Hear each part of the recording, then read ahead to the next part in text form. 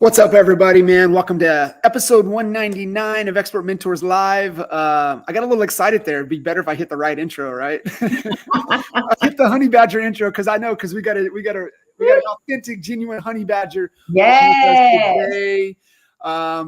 Welcome, Nicole. Great to have you on. Thank you. I'm so excited to see you. Haven't seen you in a while. Yeah. Super excited to be here. Yeah. And for folks just tuning in, give us a little background, a little cliff notes about you and kind of where you're at.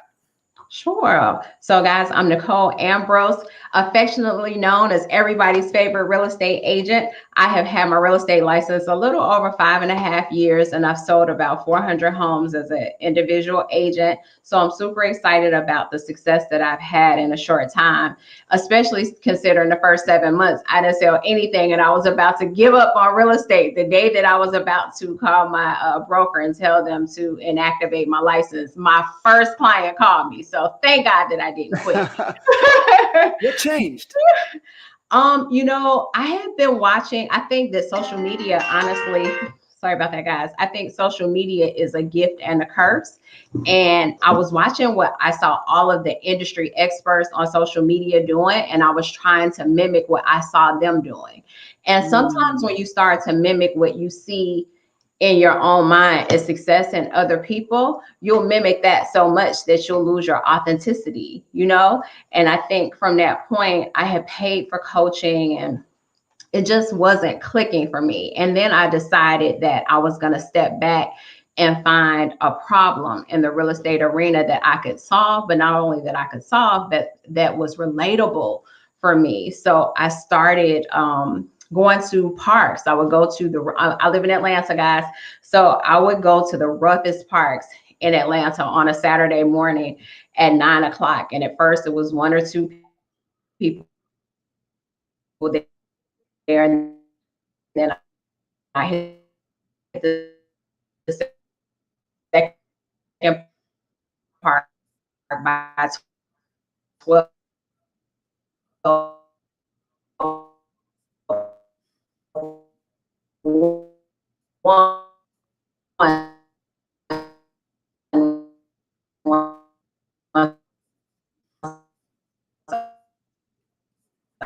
I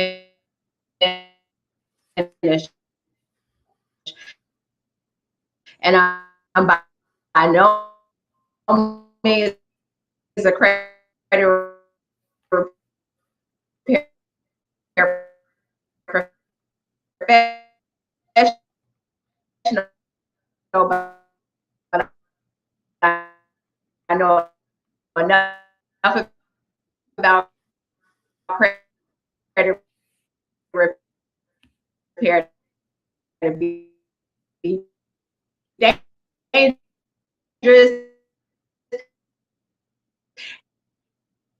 and to help you get into a home. So I started doing credit repair seminars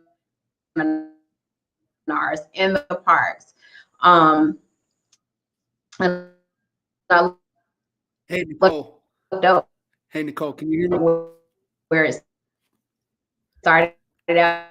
Hey, Nicole, can you hear me? 1 to 2 people I would look, Hey, Nicole. look up on a Saturday. It would be 20, 30 people in the park. And they would have kids there and are bringing color books and crayons. Oh, we lost her. I was willing to bet it was my internet, but so definitely has to be her. So we'll get her back in here in just a few seconds. got to heart technology, heart the lives, heart the internet connections. But we're going to get Nicole back in here and just as soon as she gets that internet connection. But I want to take this opportunity while we're waiting on Nicole, and we're going to get into lead generation strategies and really things that we need to be focused on and what's working and what's not working out there in the industry right now. What I want to tell all of you guys listening in, and we'll get Nicole and we'll be able to hear her story, is that you've got to find at least a solid 3 to 4, call a core 4 strategies that you're going to utilize to really build your business on a solid foundation. And it really is all about, opportunities. And so when we reverse engineer and get back down to, if we're not getting the results we want, that's a lagging indicator. You have to focus on the leading indicators, the things that are within your control. And what are you doing daily, right? SAM, sales and marketing. That's where your focus has to be daily. And what are you doing daily to generate opportunities? And working with Coach Burt talks about, 35 to 45 high value, high leveraged touches every day. The thing that I'm really seeing across the industry and across the country right now is a lack of effort.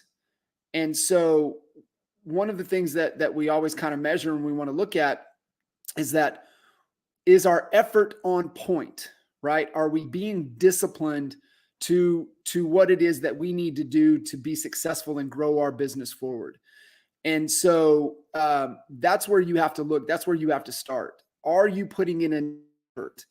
And right now, it's really crazy indicator of lack of people answering their damn phone. I mean, think about human behavior. I mean, how often do you answer this thing? I never answer my phone. Even like I see somebody that I want to talk to and it's just ringing. It's just like, I don't want to answer it. So think about that way when you're doing your outbound efforts. However, what are you doing to warm? What are you doing to engage? And so pay attention to your effort metrics. Now, one of the things that I want you guys to think about it, and as we get Nicole back on, is to her get back on. Cool. Gotta let Iva will help get her back on. So we'll get her back on. One of the things that I want you to think about. So when we look at where are our opportunities coming from, right? That's kind of the question. Like, okay, John, I hear you. I need 3, 4 more different strategies, but what the hell? What are they? Well, obviously, if you're in a market where you have relationships, the people that know you, like you, love you, trust you, that's where you want to dial it in and button it up. Hey, we got Nicole back. So, all right, Nicole, I was just about to share with everybody, because I know we're going to dive into like lead generation strategies, things that are working, really being able to give everybody something. The trend that we're seeing, and this is right from the digital marketer guys, Ryan Dice and their whole world, right? If you're going to pay attention to, you really want to get into a wealth of information around anything digital in the digital space. Digital marketers it has to be a go-to. Those guys are OGs. They've been in the game ever since it was a game, and what they're seeing that's trending right now. And I sent Dee a picture of this yesterday. What they're seeing trending, the top trending, top trends where traffic is coming from. This is from traffic. Mm-hmm. Short form video, 91%, email, 57%, and YouTube ads, 56%. So I know what you're about to drop, bombs on people here in just a second, is that, where are they at within their strategy around marketing? Because I tell everybody all the time, and you get this, is that you have to become a marketing agency that just happens to sell real estate. Absolutely. Absolutely. And I hear agents tell me all the time, they'll call me and ask me for advice about what they can do to grow their business. And social media and short form video is the easiest, and it's free, and you get new agents all the time that'll say, I'm a new agent, I really don't have money to invest into my business. And I'll say, hey, social media is free.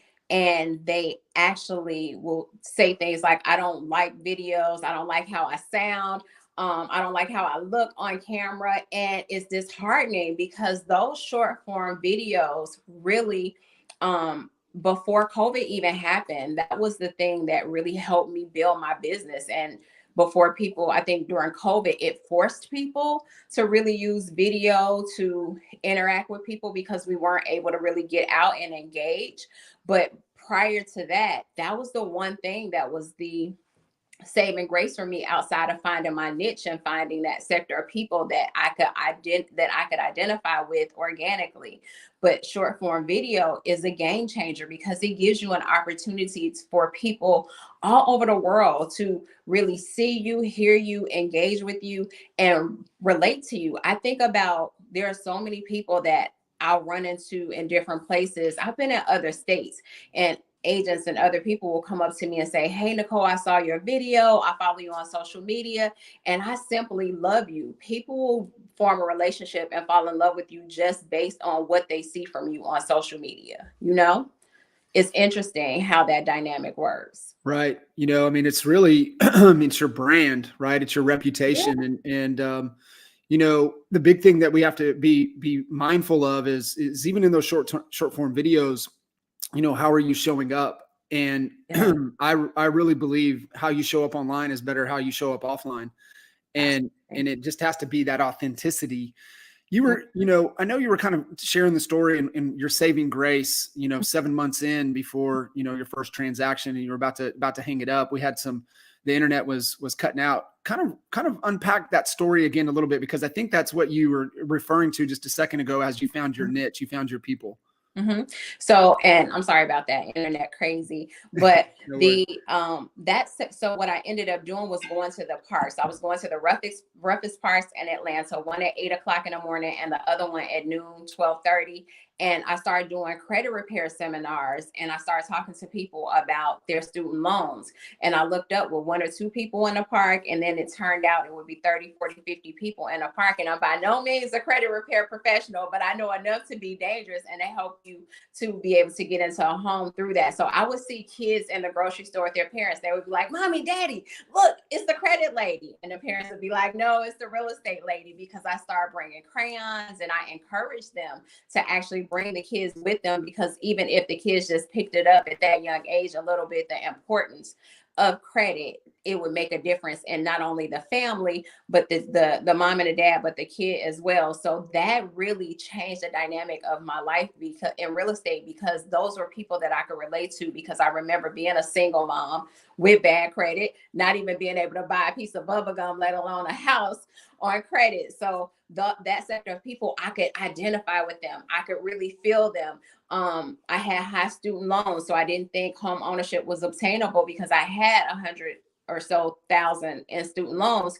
So when I was able to really get on video outside of being in the parks and outside of being a change agent in a community and speaking at different events, when I'm doing my videos, these videos come off very authentic. Why? Because that's a sector of people that I can relate to, because I understand who they are, where they are, and how they feel emotionally, because I was once them. And once you can find a sector of business that you can relate to and that you can speak to very well, you'll come across as the person that's the solution for them in a home buying situation or a home selling situation or an investment situation. Nicole, that's so powerful. So explain to people, you know, how did you uncover that gift? How did you embrace that uniqueness? How, you know, that gift within that you had?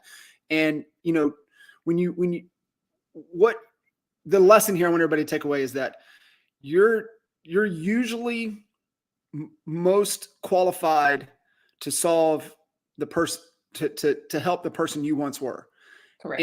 And so how did you come about, like, really just realizing that and leaning into it and not fight it and just embrace it? I remember I was in my closet, John, and I had a the war room before the movie War Room even came out, right? I was in my closet on my knees and I was crying and I was saying, God, I have to be able to take care of my daughters. I want to be a good steward of this assignment. If it's real estate, that's for me. Make it plain. Help me to really understand what it is that I'm supposed to be doing. And I watched a video and a video that was on YouTube back then, and the person was talking about, it wasn't even related to real estate, but they were talking about coming across and presenting as your authentic self. And my life had been hard. Like after I became an adult, my parents took very good care of me, went to private school, all of that. But my life after I went through my divorce, it was hard. So I started thinking about the people that I could help, because I remember being some of them. And that's when, as I was praying and asking God to deliver me and to help me be a vessel and that I would be a good steward of my assignment, that night I went to sleep, woke up, and it was just like, voila, this is it. You want to go back and serve the people that you once were.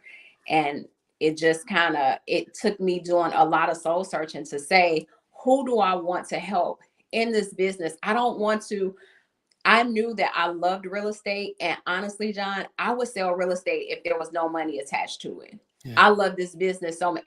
It just so happens that it's a very profitable business, a very lucrative business. Thank God it is. However, I knew that it was something that I wanted to do for purpose and passion. And since it was something I wanted to do for purpose and passion, I had to find what I was purposeful for and what I was passionate about. And I'm passionate about helping people. So you can't help people that you don't know their story, you don't know their journey, or you've never been placed in those situations. So I started saying, what situations have I been in my life where I can be an encouragement, and I can, when people see me, I'll be a vision that they can't unsee, and I'll be a vision of hope. Who is that person? Yeah. And that's what took me to single mom, struggling single mom, high student loans. I went through all of the challenges that I had through my adulthood. And I said, those are the people, those are my people, and I'm going to help them. And I've done just that. Yeah. You're most qualified to serve the person you once were. Absolutely. And, when you're passionate about something, and it's a big problem, right? Financial literacy is a big problem. Absolutely. And it's in being able to be in a position to help solve a big problem, right? When you solve problems, money changes hands, and yet the money is a byproduct. A byproduct.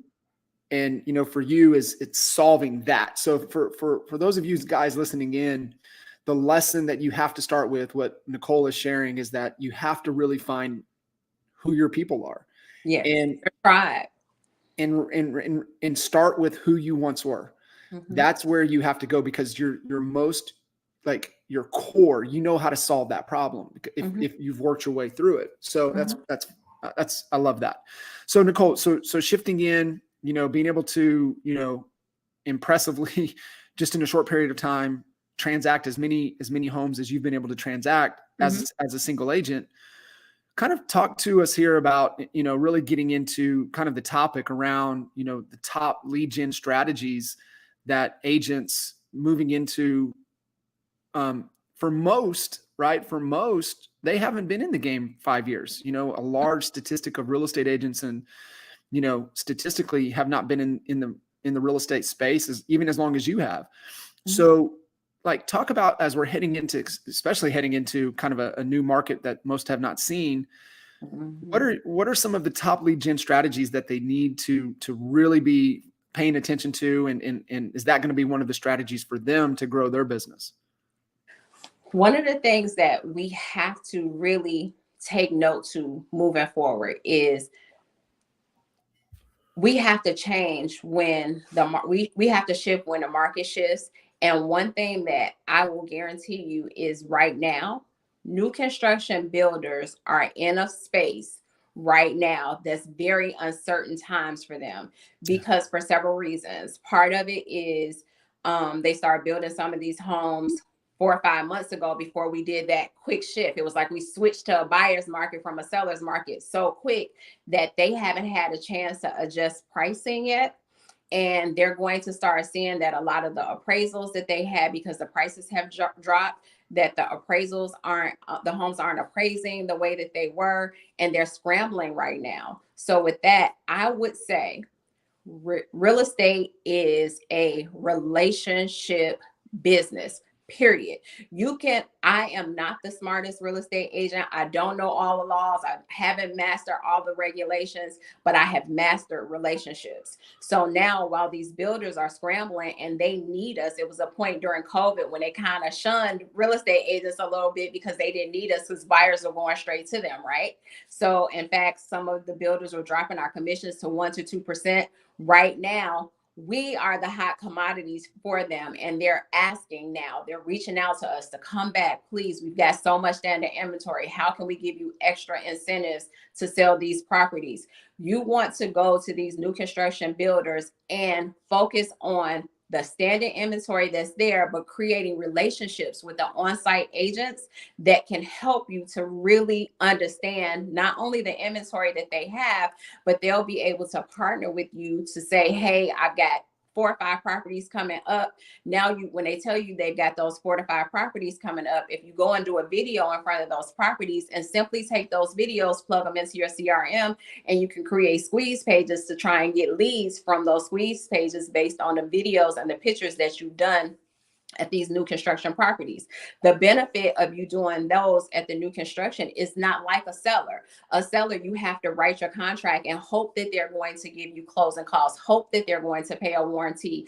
It's a no-brainer when you're able to get onto a video and say, hey guys, it's Nicole Ambrose, everybody's favorite real estate agent. I'm an agent with EXP Realty. I'm standing in front of this DR Horton home that's absolutely amazing. Guess what, guys? This home is in a USDA community. In that USDA community, what that means for you is there's no down payment. The builder is also giving you $10,000 towards closing costs. So there's a possibility you can move in this beautiful home with just $2,000 out of your pocket total. That's cheaper than your rent possibly. And in addition, they're giving you 2-inch hardwood floor. They're giving you 5-inch hardwood floors, blinds, a free washer and dryer. And if you meet me there this Saturday, I will give you an extra $2,000 towards your closing costs. You put those videos out there and then you walk around the beautiful property. Guess what's going to happen? It's a no-brainer. These people are going to come to you and you're going to put it inside of your CRM. So as people go in to look at it, your CRM should automatically notify you that this person has viewed the property. So you know that there's interest there. 100%. I love that. Like, I mean, right there, rewind that. And you guys listening, just do what she just said. Right. I mean, it is. And, they are, you got to think about like what happened, it was going so crazy that they were selling dirt, yeah. Right. They hadn't even, got into the development phase and they were already selling dirt. And so what happened is that they couldn't lock anything in. And now interest rates, now people break, they're not even going to qualify for what those prices were. So there's all of this inventory that's flowing out that's coming, right? It's all of that inventory that's coming, that's there. And so the builders are like, here we are, we're on the line. We're committed to get this project going. And what if we don't see and help and take advantage of that opportunity and create demand for them, then those projects could stall out. They could sit there and, I don't know about you, but like kind of walking through a development that stalled. It's kind of like, it's not a good feeling. So it's not a good feeling. How else can agents listening into this, Nicole, how else can they make themselves more valuable to the builders other than what you just said right there, helping create a little bit of demand? How else can they make themselves more valuable to builders? And builders and just to themselves in general as well. One of the things that, and I'll tell you 2 things that you can do with the builders, but let's rewind to when you're farming, because you can farm apartment complexes the same way you do farm homes when you want to list them. You can farm an apartment complex. Listen to me. If y'all don't hear anything else that I said here today, listen to this. And this is going to sound harsh, you guys, but it's the harsh reality. Stop sending postcards out to people that have your arms crossed with this 2-paragraph dissertation about your bio. Nobody cares. Nobody cares who you are. They don't care how many homes you sold. People care about what's in it for them. So now when you're doing postcards, whether it's a postcard, I'll give you two different ones. I'll give you one for a builder and if you just listed a property. If you've just listed a property, a more attractive postcard for you, for me, for everybody is going to be a postcard that says, hey guys, I just sold. On the top of it, it says, I just sold 123. I just sold your neighbor's house at 123 Sesame Street. I sold the house for $5,000 over the asking. Your neighbor walked away with $150,000 equity check. We had 10 offers on the house. That means there's 9 unlucky buyers. Are you interested in making one of those 9 unlucky buyers the owner of your new home? Now, when you do that, you become the community expert with everything that's going on in your community. You see the restaurants, the stores, the ice cream shops, put that on the front of your postcard. On the back of your postcard, you put something that has you do a partnership with the ice cream shop, the pizza company, the cleaners, the car wash. Do tell them if their buyers come to you to buy a house or to sell their house, you'll pay $500 towards their commission, or you'll give a donation to their favorite charity. And the only thing they have to do is give your buyers a free pizza, a free ice cream cone, 10 items at the cleaners for $21 instead of $41. So now if you have that coupon or a couple coupons on the back of your flyer, guess what? They're not going to throw your flyer away because they need those postcards. They need the coupon. So now your postcard is not just trash. They'll always have it. They'll always keep it. And the same thing for new construction.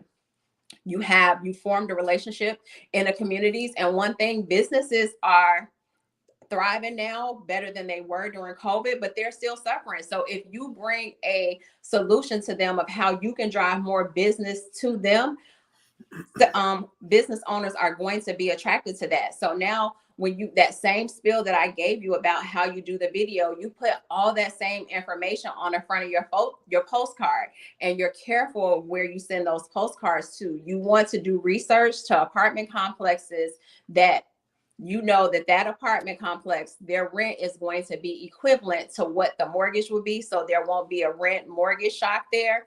And those are the places that you send those postcards to for those particular builders. So if you know the subdivision is going to be $3,500 a month for rent, if your house that you're selling, promoting for new construction, the mortgage is going to be $3,500. When you put that inside of the postcard and you put all of the frees, and it's a possibility that you can come to the closing table with less than what you actually are paying for rent. Meet me at this subdivision on Saturdays from 1 to 4, and you're actually sitting there waiting for the people to come. Guess what's going to happen? You're not only going to get the people that you farm those apartment complexes with. If somebody comes in unrepresented, who's now going to be the possible person that can represent them? Yeah. Yeah. 100%. No, I love that. And it's super intentional, right? You know who your audience is, you know, they're the problem that they're wrestling with. So your message is aligned to your person and how you're delivering it. And, the thing there too, Nicole, especially with postcards, right? Just that offline to online strategy. So being able to drive them online. And I think, one of the things everybody really has to really pay attention to is, it is a relationship game. And no matter what happens in real estate, I have, my thoughts. I'm sure you have your thoughts. Mm-hmm. No matter what happens, over the next 3-4 years, no matter what happens as we go, exit this decade into the next decade, into the 30s, it'll always come down to a decision of trust. Absolutely. And so what is your brand, your reputation? And it's two different things, right? So it's your brand, it's your reputation. And then it's also, what are you doing to drive and create demand? Mm-hmm. But what's human behavior? And so Google yourself. Yes. And if you don't like what comes up, that's your first priority. You better fix it, because if you have even a great offer, mm-hmm. you have this great video, you have almost this irresistible offer, what you just flowed. Mm-hmm. They're going to Google you before they go see you. Yes. And if they don't like what pops up, they might not come see you. Yes. So I think we just have to all be mindful of that as we're heading into, it's the most transparent time in history, and it's only going to continue to get more transparent. And so, when people Google you, do you like what shows up? If not, fix it. Mm-hmm. So Nicole, you've given two great strategies, right? You've given one around new construction. You've given one about really being that neighborhood expert. And when you were coming back on just earlier, I was like, guys, I believe, my very dear friend, Alex Piak, he's like, you got to have a core four. You got to have four key core strategies that you're going deep on that's helping drive your business. I'm like, okay, yeah, four, but I want 5, 6, 7, right? Yeah. I want multiple. I want as many as possible. Yeah. So give us a couple other like core strategies that people need to be like really going deep on as we move into Q4 and into the end of the year. Again, John, I kind of shoot from the hip, and I don't mean to offend anybody, but you're going to find more real estate agents that aren't consistent and that don't perform than you find that do. The people that are really consistent, perform, and are doing the things that are needed to get to the next level, you can travel on that road really easy because it's not a lot of us there. So I think that for me, what we have done in my business is I've gone back to the basics. We are back doing, if we have I've gotten so many listings over this last 4 to 6 months because we changed our strategies up with our open houses. So one of my biggest strategies of how I've been able to lock in listing after listing is in my open house. Now what I do 2 days before my open house, we do a door knock. In that door knock, we give a card. That card is an invitation, and it's an invitation to an exclusive viewing of our listing. And we also put a comparable market analysis in there. And we say, your neighbor at 123 Sesame Street is getting ready to sell their house. We have a exclusive open house for your neighbors that is going to happen on Saturday from 12 to 1 o'clock. And it's only for your neighbors. So you don't have to worry about other buyers coming in and out, but we definitely want you to see how your neighbor staged their house to sell. And if you're unable to come, if nothing else, here's a comparable market analysis that shows you what homes have sold in your neighborhood. And if you're thinking about selling, I hope to be top of mind. You leave them with that. When they come to the open house from 12 to 1, you don't market to them. Don't have them with a sign-in sheet. Don't have them put their name and their email address down. No, because that's a hard sell. When you think it's a soft sell, that's a hard sell. You can go to Walmart and get a 200-inch TV right now for $300, right? You can get the biggest TV ever, but really a 40-inch TV for $199. You put that TV up when they come, and you don't do. I made the mistake of having the little bitty raffle tickets at one time that I got from Party City. You got to get that big block where they can write their name, their full email address, and their telephone number. And then you're just taking that information from them for the raffle. And then about 12:45, you say, hey guys, I appreciate you coming. Make sure you drink a little bit more wine, more cheese. You got, again, the music playing soft. We really enjoy you guys catching up and learning more about your community and your neighborhood. So we have the general public coming in at 1 o'clock, and we got to clean up for that. So as you guys begin to exit, go ahead and take one more quick tour if you missed anything in your neighbor's house. And we will be pulling the raffle the person that won the raffle on Monday morning, and we'll let you guys know who actually won. Okay, perfect. Neighbors are nosy as hell. Christian cussed a lot. I'm sorry. They're nosy as hell, right?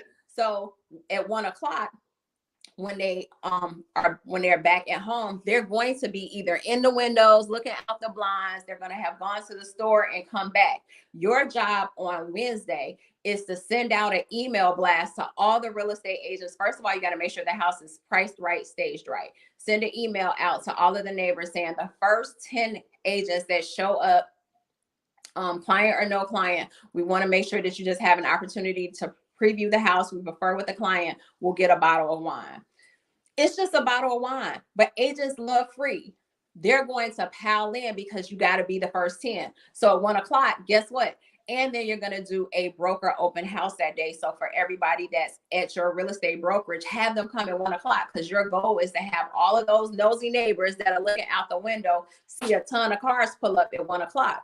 when they see all of the commotion, they're like, oh my God, this really is a hot neighborhood to sell. I didn't think that many people would want to buy.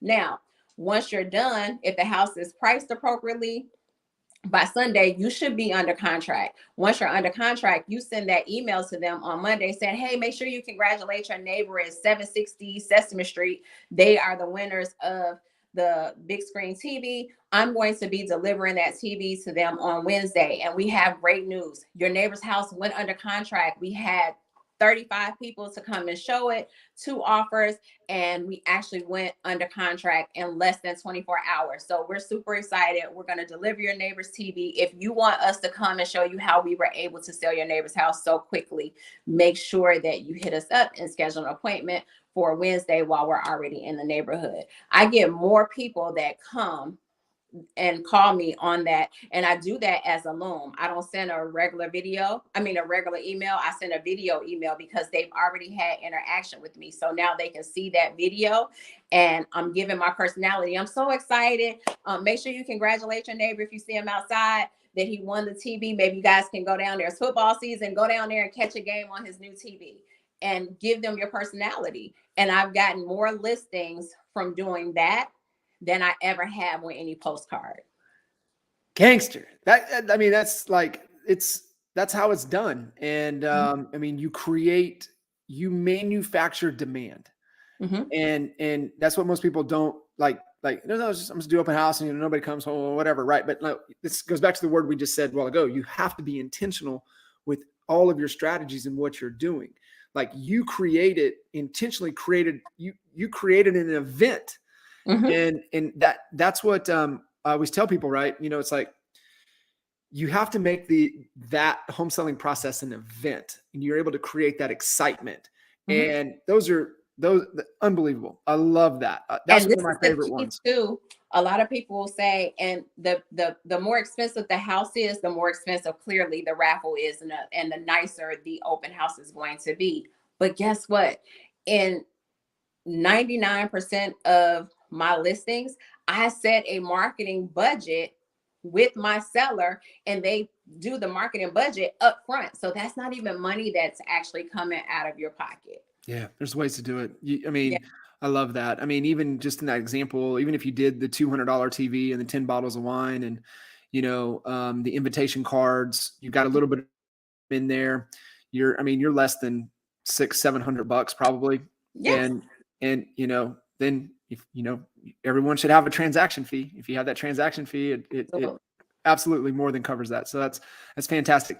Nicole, give us one more rock solid strategy. That's 3 golden one guys. If you are just tuning in now with Nicole, she gave us the new construction. Really how to get into neighborhoods utilizing postcards, and then also how to maximize those open houses. Those are 3 golden pillars that you can be focused on in your business moving forward. Nicole, give us one more just solid strategy that people can be thinking about. People don't like salespeople. People like educators. People are more attracted to a person that's going to educate them to the closing table as opposed to selling them to the closing table, right? So you want to become the subject matter expert of every single piece of your business. You have to know everything. Although you're not the lender, you have to know everything about that lending process. If there's down payment assistance, if it's jumbo loans, if it's VA loans, 203K loans, you have to be the subject matter expert at that. And then you have to pride yourself on getting in front of people. The person that gets in front of the most people wins. So one of the things that has been also very dominant for me over the years is I go live in fact, John, catch me this Thursday. I'll be live on Facebook. I'm live every Thursday at 8 p.m. on Facebook, and I do education sessions. I can kind of turn my camera around. You can see I've got the yellow sheets up there. They're up right now in my office as we speak. And I actually write on my yellow sheets and I'm educating them. Like this past week, I educated them on how to find out what their debt to owe ratio is. We talked about the income. We talked about the bills that are on their credit versus bills that aren't on their credit. And they can always rely on me inside of on my page and on my private home buyers group, they can always rely on me to give them the information. I'm bringing all the information about FHA. And can you bring a lender in to do that stuff? Can I bring the appraiser in to talk about appraisals? Can I bring the inspector in to talk about an inspector? I can. But in my opinion, what that does is it diminishes a little bit of the relationship that you have with your people. You want to save those people for the actual home buying seminar, have them come to your home buying seminar. But while you're establishing a relationship and you're establishing a brand and you're trying to send out a message, your messaging has to come from you. Nobody else can deliver your message the way that you can. So get out here and educate people. Make sure that you're giving them the news that they can use about your actual community, what the sales prices are in the neighborhoods that you're actually looking to be the go-to real estate agent for. And you want to make sure that you have an exclusive buyer group and an exclusive seller group. And if you specialize in investing, a special investing group. So people can always know where to go to get the information. Your job is to be the educator and the information highway. So find a day that you can be consistent. And if you make a mistake, wonderful. I pray that you make a mistake. Make 10 mistakes, because if you make a mistake on your live, guess what it is? It's more content, because once you get off and you realize that you made the mistake, hey guys, it's your girl Nicole again. I'm coming back to you because I told you the FHA guidelines say that the credit score needs to be a minimum of a 580. It's really a 520, but you'll have to pay more in down payment, reserve. Now it gives you an opportunity to come back and give more information, and people will really feel like you're authentic because you're saying, I made a mistake, but hey, I'm back to correct it. But spend a lot of time on social media. And I don't even have to tell you guys about your CRM and how important that stuff is, because I think the brokerages probably are, giving that information. So I'm giving you real marketing tools that you do. And if you master that, if you master every Tuesday, 8 o'clock, I'm not late, you're going to see me up here and I'm going to be educating, and there'll be 70, 80 people watching. 20, 30 of them may be real estate agents, but the other 50 are people that you're going to engage. And you always, whenever you put a message out, you have to have a call to action. So after you educate, you're either sending them to a text number where you can get all their information and put it inside of your CRM. You're sending them to your exclusive home buyers page. You're sending them to your home buying seminar. You're having a specific system where you have a call to action to send them to when it's over. Now, once you get that call to action and you have all of their contact information, because they've either signed up for your home buying seminar and you got their phone number and emails from there, or they did your text blast. And if you don't have a text number, you can go right to community.com and get you a text blast number. And when you do that, now you ask, the first question is, what's your barrier that's keeping you from home ownership? When they say, or what's your barrier that's stopping you from selling your property right now? Home buyers, it's only going to be 3: credit, student loans, no money. Only 3 that really exist, the 3 majors. You have to have a solution. I have a bomb credit repair team where I know that if a person says credit, boom, I know that I'm sending them to that credit repair team. And I've been through 20 frogs to get to this one right person, but that person collaborates with me and we meet once a month. I don't just send my people to credit repair and not follow up. I meet with my credit repair specialist once a month. We go through my list of everybody that they're working on, and then I follow up with those people every 2 weeks to be able to say, this is where your score was now. What are you working on? What are you doing? Blah, blah, blah. My assistant is in there with them. If it's the loan and they think that it's the money, it's your job to figure out and understand every down payment assistance program that's in there. There shouldn't ever be anybody that came to your live, that you interacted with in person, that went to your home buying seminars, or if you are doing community events, you should be at every community event talking to people and educating people and asking to be a speaker. I asked to be a speaker. I don't have a problem getting in the room. I get in every single room that I can. If I see a flyer, I'll call the person or I'll email them or I'll inbox them and say, hey, I see you having an event on Saturday. Do you have somebody speaking about real estate yet? I would love to be able to be that person that speaks about real estate. And again, call to action. But your job is to show up everywhere: social media, community events, home buying seminars. You can connect with people at hospitals and the different companies in your neighborhood and in your area that you work in and ask them, can you do a home buying seminar for their employees? And you just give something to them that will be, hey, I'm going to give everybody that works here a free home buyer's guide that can teach you how to get to home ownership. And would you be willing to, on their lunch break, allow me to set up and people come and talk to me? Your only job is to get in front of people. Stop doing paperwork. Your job is not to be a paperwork coordinator or a paperwork pusher. That's not your job. Your job is to make it rain and have a transaction coordinator that goes out and does that. 7 hours a day, I'm in the streets, I'm talking to people, and I am ready to go. And I'm solid in my message. Get solid in your message. I absolutely love it. You are everything that, we put these episodes of being a true expert mentor and a genuine honey badger at heart. And so, I can't thank you enough for jumping in here, pouring into the Honey Badger Nation, and really just always coming with that servant's heart, coming and adding a ton of value. Nicole, greatly appreciate it, and I know we'll have to do it again. Let's do it. Thank you, John. Thank you so much. I hope this helped. You guys make sure you follow me on all of my social media handles, Nicole Ambrose Real Estate. We are here to serve in any way that we can. Thank you, John, for having me. Hit her up, follow her, connect with her. She is definitely, as you guys can tell, a wealth of information and a wealth of value. Nicole, thank you. Thank you, John. Yeah. Talk to you soon. Bye.